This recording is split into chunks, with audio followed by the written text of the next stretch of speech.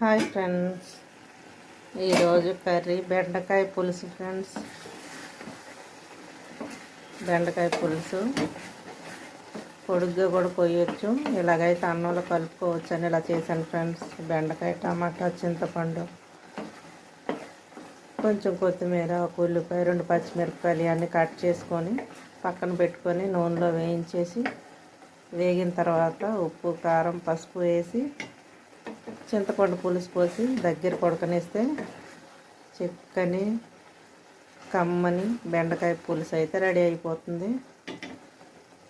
ఇది లాంగ్ తీయటానికి రావట్లేదు ఫ్రెండ్స్, స్టక్ అయిపోతుంది, ఆగిపోతుంది. అందుకని ఇలాగా కొంచెం తీసి చూపిస్తున్నాను, ఉడికిన తర్వాత చెప్తున్నాను ఫ్రెండ్స్.